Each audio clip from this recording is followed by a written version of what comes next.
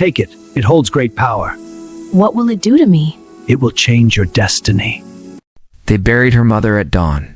By nightfall, they were already planning to sell her. In a small Igbo village called Umwak, a young girl cried beside a fresh grave, not knowing that before the next sunrise, the people she called family would turn her into a servant in her own home.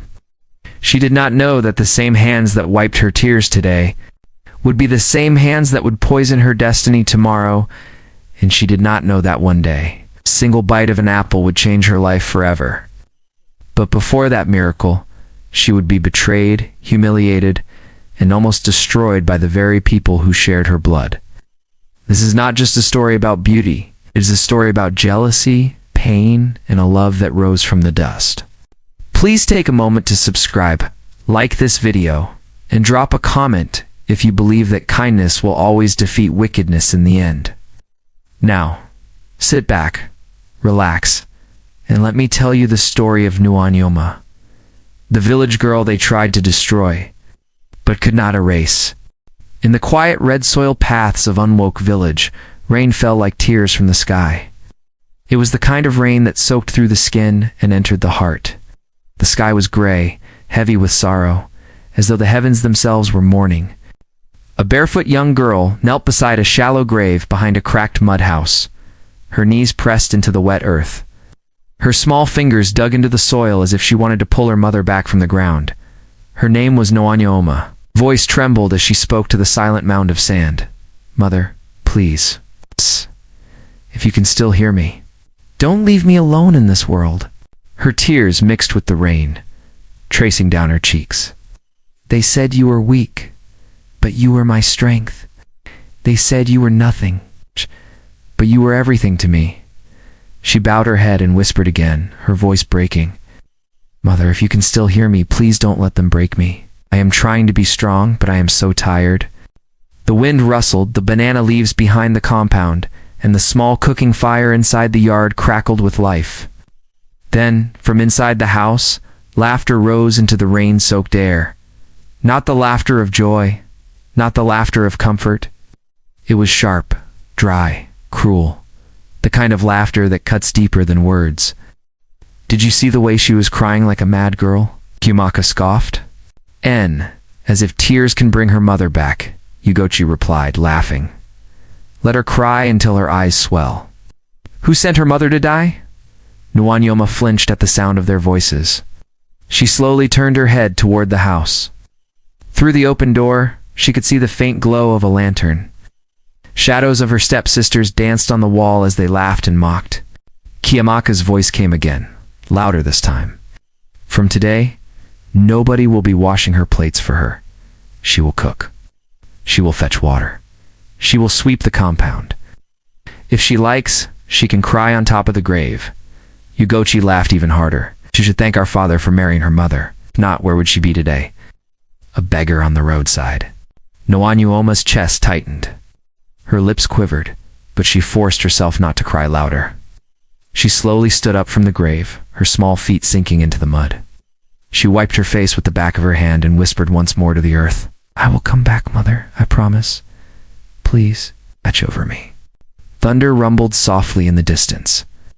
The rain began to fall heavier, drumming on the rusted zinc roof of the mud house. Inside, the laughter continued, careless and cold, as if life had not just been buried behind the wall. Nuanyuoma took a few slow steps away from the grave. Her shoulders were bent, not from the weight of the rain, but from the weight of a future she did not yet understand.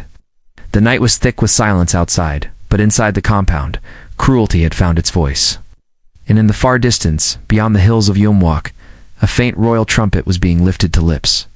A sound that would soon cut through the darkness of her suffering, a sound that would change her destiny forever. But before that sound reached her ears, they would try to destroy her. Nuanyuoma lived like a servant in her own father's house. It's not because she was born to serve, but because the people who were meant to protect her chose to break her spirit instead. Before the first cock crowed in a Moke village, she was already awake.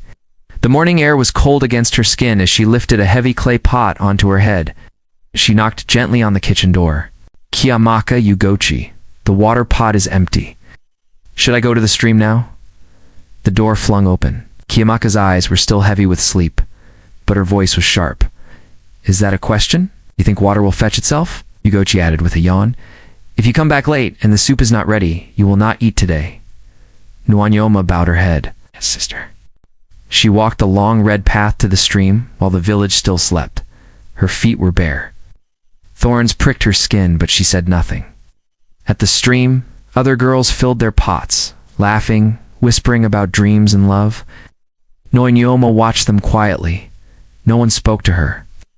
She lifted her water and began the long walk back, her neck aching under the weight. By the time the sun rose, smoke already filled the compound. She stirred soup over the fire, sweat rolling down her face. "Add more salt," Yugochi shouted from the room. "The soup is tasteless like your life," Kiyamaka added, laughing.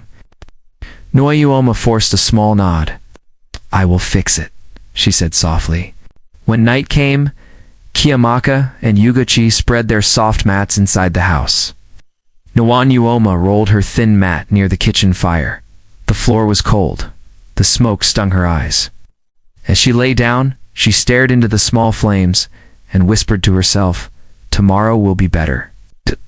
Maybe tomorrow." Meanwhile, in the golden palace across the hills, lived Prince Obena, the only son of the Igu of Amwok. The palace walls shone under torchlight. Servants moved quietly on polished floors. Everything around Obena spoke of wealth and honor, yet his heart felt empty. He sat beside his father, the Igwe, his voice calm but heavy with truth. "Father, every woman who comes to me sees the palace first. They bow to the crown, not to the man wearing it." The Igwe studied his son's face. "Are you saying you do not want a royal bride?" Obena sighed. "I want a wife who sees my heart before she sees my riches. I am tired of being loved for what I own, not for who I am." The egg nodded slowly. "Then we will let the village decide. We will call a grand festival. Let every maiden come and dance before you. Among them, your heart will recognize its own." The royal drums were announced across Umok. The village buzzed with excitement. Girls laughed in compounds, imagining palace life. Mothers searched for beads and wrappers. In Nuanyama's father's house, Kiyamaka and Yugochi were busy preparing. Bright wrappers lay on the bed. Beads clicked against each other. The smell of sweet oil filled the room. "Look at this wrapper," Kiyamaka said, admiring herself. "Prince Obena will not forget my face," Yugochi replied, smiling into a broken mirror. Nuanyoma stood at the doorway, her heart beating fast. "Please, may I also come to the festival?" she asked in a small voice. "I can stand at the back. I only want to see." Kiyamaka turned sharply. "See what? See how princes look?" Before Nuanyoma could move, Yugochi grabbed her only dress and tore it. The cloth ripped with a cruel sound. "This is your festival dress," Yugochi mocked. They pushed her into the small hut and locked the door. "Who will look at a poor bush girl like you?" Yugochi said, laughing. From inside the dark hut, Nuanyoma slid down to the floor. She held the torn cloth to her chest, her tears falling silently. Outside, laughter and excitement filled the air. Inside, her heart sank into a quiet, aching place. Crying, Nuanyoma stumbled deeper into the forest. Her bare feet sank into the wet soil. Her legs were scratched by thorns, and the cold rain soaked through her torn dress, chilling her to the bone. She ran without knowing where she was going, each step heavier than the last. The voices of her stepsisters, mocking and cruel, echoed in her mind, mixing with her own sobs. "Why? Why does this always happen to me?" she whispered through trembling lips. "Why can't I ever be free?" Branches lashed her face, snapping under her hands as she pushed through. The river ahead glimmered faintly in the dim light of the overcast sky. She sank to her knees at its bank, water dripping from her hair onto the muddy ground. Her chest heaved with silent, desperate sobs. "Mother, I'm trying," she whispered. "I'm trying to be strong. But I'm so tired." A rustle of leaves made her stiffen. 7 figures appeared from the shadows. Small-bodied men, their clothes patched and worn, their faces weathered from years of rejection and hardship. They moved slowly, carefully, as though they had learned to tread lightly in a world that had never welcomed them. "Who are you?" a voice asked gently. Nuanyoma looked up, startled, her voice caught in her throat. I'm nobody. I needed to get away. One of the men, slightly taller than the others, stepped forward. His eyes were kind, yet full of experience. You're hurt. Come, sit by the fire. He motioned toward a small clearing where a weak flame flickered inside a broken hut. Nuanyuoma shook her head. I don't belong here. You'll hate me too. Obi, the first man, crouched beside her. Hate you. Why would we hate someone who cries in the rain? In this world, people only respect beauty and money, but pain. Pain has a language only the broken can understand. She stared at him, tears mingling with rain. You understand me? Sola, a thin man with sharp eyes, nodded. We understand more than you think. The village calls us useless. Children laugh at us. Women mock us. But here we are, simply people. People who have lived too long unseen. Amika, sitting on a stump, offered her a small piece of yams wrapped in a leaf. Eat. Crying on an empty stomach makes the heart even heavier. Nuanyuoma hesitated. I am nothing to give you in return. Ife smiled gently. Sometimes giving is how we remind ourselves we are still human. And you have already given by trusting us enough to come here. She took the food, her hands trembling. As she ate, she began to tell her story in small, broken sentences, each word heavy with sorrow. She spoke of her mother's grave, of fetching water before dawn, of cooking for her stepsisters, of the torn dress and locked hut. Her voice shook. They never let me rest, she whispered. I do everything, and it's never enough. They say I'm useless. They say I should disappear. They laugh at me. Bala, the quietest among them, leaned forward. And yet you are still standing. Makes you stronger than they could ever be. Chaik, with a crooked smile, said, Do you know why people hurt others, little one? Because they are empty inside. They see someone who has even a spark of life, and it frightens them. Nuanyuoma's tears flowed freely now, but there was a strange sense of relief in them. I've never spoken to anyone like this before. Nobody listens. Teo, who had been tending the small fire, shook his head slowly. We see you. That is enough. That is the first step to being truly alive. Obi nodded, reaching out to gently touch her hand. You are not alone. Here you are safe. We are not many, and the world may despise us, but we are family in our own way. And family protects each other. Sola spoke up, his voice soft but firm. Tell us everything, little one. Every fear, every sorrow. We will carry it with you. For hours, Nuanyuoma poured her heart out. She told them about the day her mother died, about the endless chores, about the laughter of Kiyamaka and Ugochi that never stopped haunting her. She told them about the nights she cried alone by the kitchen fire. She spoke of the pain, the loneliness, and the anger that sometimes bubbled inside her chest. And the 7 men listened. They did not interrupt. They offered her small comforts, bits of food, blankets made of old cloth, warm words that made the cold rain outside seem distant. When she finally fell silent, exhausted, Obi spoke again. Little one, the world may have turned its back on you. But here you are seen, you are heard. And that is the beginning of something stronger than wealth, stronger than crowns, stronger than fear. Nuanyuoma lifted her face, rain streaked and dirt smeared, and for the first time in her life, she felt a flicker of hope. I feel like I belong. Just a little. Emika leaned back, chuckling softly. That little is enough to start. Can. We will teach you how to grow it into a fire that even the storm cannot put out. And for the first time, Nuanyuoma believed that somewhere, far from her village, far from her stepsister's cruelty, there were people who would not laugh at her, would not despise her, and would not break her. For the first time in her life, she felt seen. The forest was quiet, the river murmuring softly, when a shadow moved among the tall trees. Nuanyuoma, still trembling from her journey, looked up. From the darkness emerged an old woman, her back bent like the curve of a tired branch, her clothes tattered, her face lined with age and hunger. Her eyes, however, shone with something that seemed older than time itself. Nuanyuoma instinctively stepped back, clutching the remnants of her torn dress. Who are you?" she whispered, her voice small, yet filled with both fear and curiosity. The old woman smiled, revealing gaps between her teeth. "I am called Mama Dibia, child. I am someone who sees what others refuse to notice." Nuanyoma's hand shook. She held out the small piece of yam she had left from the 7 men. I have little, but please, take this. Eat." Mama Dibia's eyes softened. She took the offering gently, as if it were a treasure. "Ah, you give even when you have almost nothing. That is the mark of a clean heart." Nuanyoma blinked, unsure. A clean heart. Does that really matter? Mama Dibia's eyes twinkled strangely. "It matters more than crowns, more than gold, more than wrappers and beads. Your heart. It is rare. It is precious."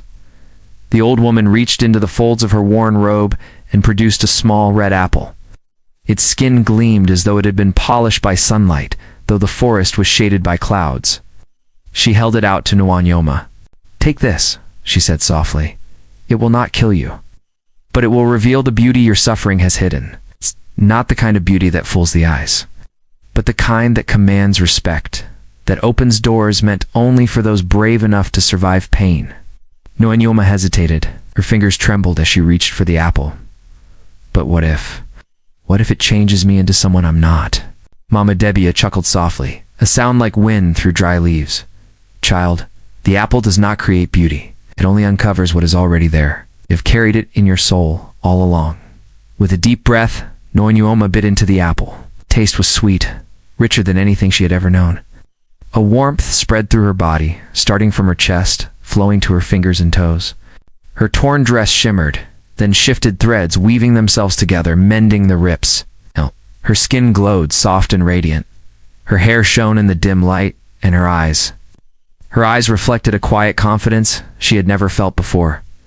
She looked at Mama Dibia in awe. I feel different. I look different." Mama Dibia nodded slowly. "Not different, child. You are revealed. You're no longer hidden behind fear, sorrow, and dirt. You did not become beautiful. You became elegant, graceful, royal in presence, and yet," she leaned closer, her voice dropping to a whisper, "beauty can open doors, Nuanyoma, but only truth can keep you inside. Remember that, always.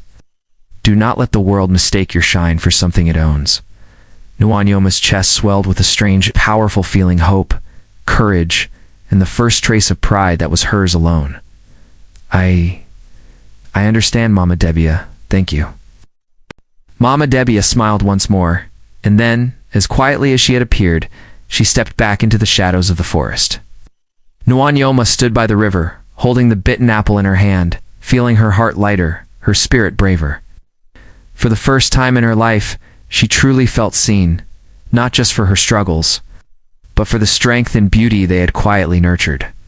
And somewhere deep inside, she knew, nothing, not cruelty, not mockery, not even fear could ever take this revelation away from her. The festival was alive with colors, music, and laughter. Bright wrappers shimmered in the afternoon sun. Beads clinked like tiny bells.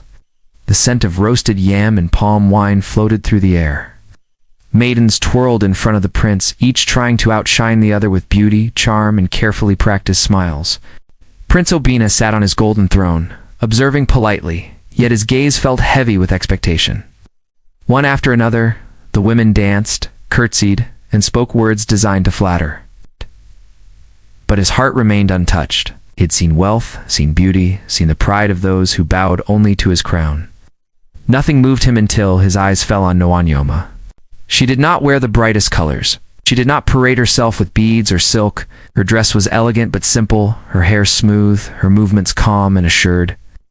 Yet her presence carried something the other women lacked: peace, quiet confidence, a gentle power that spoke to something deep within the prince. Obina leaned forward, curiosity pulling at his voice. "Who are you?" he asked, his tone steady but soft. "I have never seen you in the palace before." Nuanyoma bowed her head respectfully, her eyes meeting his for the first time. "I am nobody, my prince," she said, her voice calm but strong. Just a girl who knows what it means to be treated like dust. A murmur ran through the court, but Obina barely noticed. His eyes never left her. He motioned for her to step closer. Treated like dust, he repeated, almost in disbelief. Explain to me if you will. Tell me what that means. She took a deep breath, her shoulders straightening as she spoke, her words slow and deliberate. It means being invisible when people speak. It means bending your back to the weight of cruelty, of mockery, of jealousy. It means doing what you are told, giving what you are asked, and still being told it is not enough. It means walking through life as if you are nothing, and learning, somehow, to keep your heart intact. The prince leaned back slightly, struck by the honesty in her words. And yet you stand before me, smiling, he said quietly. How is that possible? Noanyoma's lips curved in a soft, bittersweet smile. Because even in pain, one can choose kindness. Even when unwanted, one can offer respect. Even when despised, one can stay true to oneself. I have learned that the heart must remain untouchable by the hands of cruelty, or it will break completely. Obina's gaze softened. I have never heard anyone speak like this. Not to me, not to anyone. You speak not to a prince, but to a man. A man who carries loneliness, and who wonders if anyone will ever see the truth beneath the titles and crowns. Noanyoma felt a warmth rise in her chest. She realized in that instant that she was being seen not as a poor girl, not as someone to pity or dismiss, but as a person worthy of attention and understanding. Her voice grew firmer. You are not alone, my prince. No one should carry their heart in silence, but many do. Because the world judges the outside first and the soul last. Obina leaned closer, his voice almost a whisper. You. You understand me? Not the crown, not the palace. You see me as I am, and that is rare. Nuanyoma nodded, her eyes steady. And I see you not as the world sees you, but as you are. A man who can be hurt, a man who can be lonely. A man who can still choose kindness. For the first time in his life, Prince Obina felt a connection deeper than appearances, deeper than protocol, deeper than power or wealth. For the first time, a woman spoke to him not as a prince, but as a man who carried burdens, doubts, and unspoken loneliness. And for the first time, Nuanyuoma felt the same. She was no longer invisible, no longer unheard. She was seen not for her dress, her hair, or her beauty, but for the truth she carried inside her heart. The music of the festival continued around them. The court murmured and whispered, yet in that moment, the noise faded. There was only the quiet understanding between two souls, each recognizing the other, each acknowledging the strength it took to remain true in a world that often demanded the opposite. And in that instant, Noanyoma knew she had found someone who could see her for who she truly was. And for the first time, she felt completely, undeniably seen. Kiyamaka and Yuguchi's faces were red, not from the sun, but from pure burning jealousy. Their eyes were fixed on Nuanyuoma as she moved gracefully among the gathered maidens, her calm presence drawing Prince Obina's gaze like a magnet. Every step she took, every turn of her head, made their hearts twist tighter with envy. She thinks she can steal everything, Kiyamaka hissed, her voice trembling with rage. The prince, the attention, the honor. She is nothing. Nothing. Yugochi grabbed her arm, shaking with fury. We cannot let this happen, Kiyamaka. We cannot. The village will laugh at us forever if that bush girl, that nobody, marries the prince. Their decision was sudden, violent, like a spark in dry grass. Without a second thought, they ran to the palace guards, their skirts flying, their voices shrill with accusation. That girl, Kiyamaka shouted, pointing a finger that trembled with hate. That girl is a forest witch. She used magic to enter the festival. Yugochi's voice joined hers, louder, harsher. Yes, she is not a maiden of this village, she is a witch. She used evil to trick the prince. The guards exchanged uneasy glances. Rumors of forest magic were taken seriously, even in a place of kings. Murmurs spread through the palace crowd like wildfire. Prince Obina rose from his throne, his face hardening. Now let's bring her forward. And the 7 outcasts who aided her. Now want the truth. The 7 men, the outcasts from the forest, were dragged into the open. Fear etched their faces, but they stood as one. They looked at Nuanyoma with quiet solidarity, their small frames trembling but their hearts steady. Obi stepped forward, raising his voice. Prince Obina is no witch. She is a girl of the village, like any other. She came here with nothing but truth and courage. The forest gave her shelter, not magic. Sola added quickly, the old woman. Mama Debia. Yes, there was an apple, but it did not give her power. It only revealed what was already inside her, her strength, her heart, her honesty. Imaka, Ife, Bala, Chaik, and Teo all nodded, their eyes steady on the prince. Do not let jealousy blind you, my prince, Chaik said. Ain't see her for what she truly is. The murmuring crowd quieted, but Prince Obina's heart pounded. Shock and confusion clouded his gaze. He stepped toward Nuama, his voice tight with pain and disbelief. Is my heart just another thing you wanted to decorate? He asked. The hurt raw and audible? Was everything you said? Everything you shared, only to trick me? Nuanyoma's lips trembled. Tears rolled freely down her cheeks. She swallowed hard, trying to steady her voice. No, no, my prince, she whispered, her voice shaking but honest. I did not use magic to trap you, the apple. It only gave me a chance to be seen, to be noticed, to step forward without fear. Her hands clenched at her sides, her eyes searching his. But everything I told you, everything I shared, came from my soul. Every word was truth, every sorrow, every joy, every hope. It was mine and mine alone. The crowd watched in stunned silence. The whispers of witchcraft died slowly as the prince's eyes met hers again, softer now, searching for the truth in the girl he had come to trust. Obina's jaw tightened. He felt betrayal. Yes, but also something deeper. Awe. Her courage, her honesty, her refusal to bow to fear. It pierced the veil of deception around him. He took a slow step closer, his gaze never leaving hers. Then, tell me again, he said, his voice low, trembling with emotion. Tell me everything, so I know that my heart is safe with yours. Tell me everything, Noanyoma. And in that moment, the world around them, the whispers, the jealousy, the accusations, faded. There was only truth, raw and unyielding, the bond forming between a prince who had never been understood and a girl who had finally been seen. The palace halls were quiet, though the festival still hummed faintly in the distance. Prince Obina's face was set, but his heart was heavy. His guards waited silently, unsure of what their prince would do next. Send her away, Obina said finally, his voice low, almost trembling. Take Nuanyoma back to the forest. She is not ready for this place. The guards exchanged uneasy glances. One hesitated. But my prince. I said, send her away. Obina interrupted, sharper this time.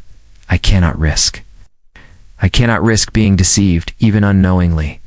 Nuanyoma was brought forward, her eyes downcast, tears glistening on her cheeks.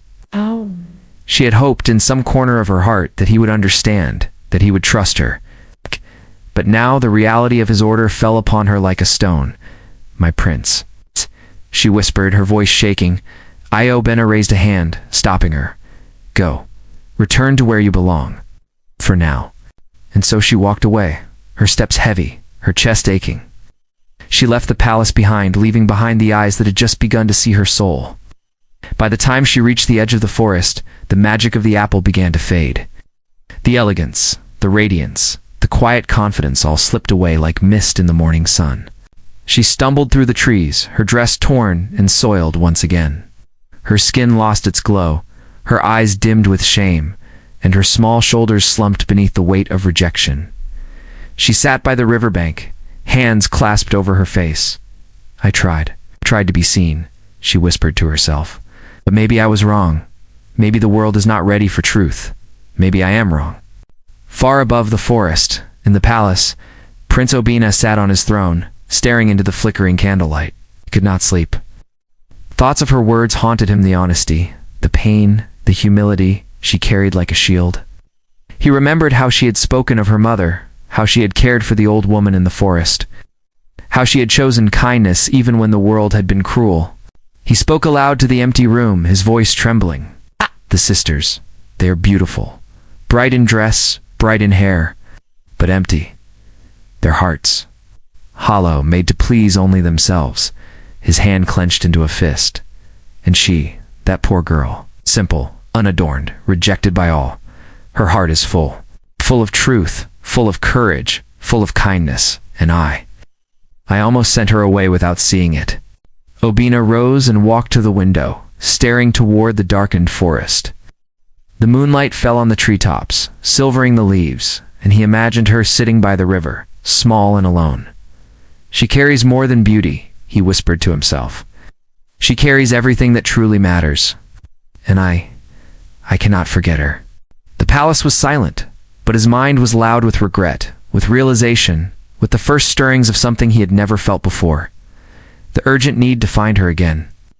And somewhere in the forest, Noanyoma's tears fell silently into the river. She felt unseen, unworthy, forgotten. But the prince's heart, for the first time, had begun to recognize what her soul had always known. The sisters were beautiful, but empty. The poor girl was simple, but full of truth. Prince Obina could not sleep that night. The image of Noanyoma, the girl who had spoken to him with truth, humility, and courage, haunted his every thought. The palace felt empty, cold, and meaningless without her presence. At dawn, he made a decision that surprised even himself. He would go to the forest himself. No guards, no ceremony, just him and the one heart he could not forget. The forest was quiet, wrapped in the soft mist of early morning. Birds chirped softly, and the river gurgled over smooth stones. And there, at the edge of the water, he saw her. She was crouched by the riverbank, her face pressed to the cold water as she washed away her tears. Her shoulders were hunched, her torn dress clinging to her, her eyes still shimmering with the sadness of rejection. Noanyoma, he called softly, his voice almost breaking. She startled, lifting her head, her eyes wide. My prince, I thought you had sent me away forever. He stepped closer, kneeling before her on the wet earth, the mist curling around them like a protective cloak. Yesterday, I chose with my eyes, he said, his voice low and trembling with emotion. Today I choose with my heart, Noanyoma. I see you, not your beauty, not your dress, not what others think of you. See your soul. I cannot let it go unnoticed. Her hands trembled as she reached toward him. But, my prince, I am still the same poor girl. Nothing to offer. He took her hands in his, holding them firmly. You offer the one thing worth more than crowns or gold. Your truth, your kindness, your heart. That is everything. For the first time in years, Noanwoma's tears were not of sorrow. They were tears of relief, hope, and joy. And in that forest, with the river singing softly beside them, they both understood. Nothing else mattered. Word of their union spread quickly through Iomuk. The marriage did not take place in the palace first, as tradition might have dictated. No, it happened in the village square, under the gaze of the same people who had once mocked her. The elders, neighbors, and even Kiyamaka and Ugochi gathered, curiosity and tension thick in the air. When Prince Obina and Noanyoma appeared hand in hand, the crowd gasped. She was radiant, not just in appearance, but in presence. The villagers whispered, amazed at her poise and grace. Kiyamaka's lips parted, but no words came. Ugochi's cheeks burned, not from anger, but from the sting of shame. They had tried to destroy her, to belittle her, to hide her. And yet here she was, standing before them, marrying the man they had both coveted and mocked. Obina's voice rang clear across the square. Today, we honor truth, courage, and kindness. Not wealth, not rappers. Not fear or envy. Noanyoma, will you marry me? Yes, she said, her voice strong, her eyes shining. Not for riches, not for power, but for love, respect, and the life we will build together. The crowd erupted in applause. Kiyamaka and Ugochi did not celebrate. They turned away, humiliated not by punishment, but by the weight of seeing kindness and truth win where cruelty had failed. The 7 outcasts, Sobi, Sola, Imika, Ife, Bala, Chaik, and Taya stood to the side, still small in stature, but now enormous in honor. Prince Obina granted them land, positions of respect, and a place in the village they had been denied. Their laughter, once muffled in fear, rang freely across the square. And Mama Dibia, she was never seen again. Like morning mist, she had disappeared into the forest, leaving behind only her wisdom and the magical apple that had revealed a heart hidden in pain. Years later, the elders of Omok still tell the story to children, their voices carrying across the red soil paths of the village. Beauty can attract attention, but only character can command destiny. Those who step on others to rise will one day kneel before the ones they tried to destroy. And whenever Nwanyuoma and Prince Obina walked together through the village, the people bowed not to wealth, not to crowns, but to the truth that had always shone quietly in a humble girl's heart.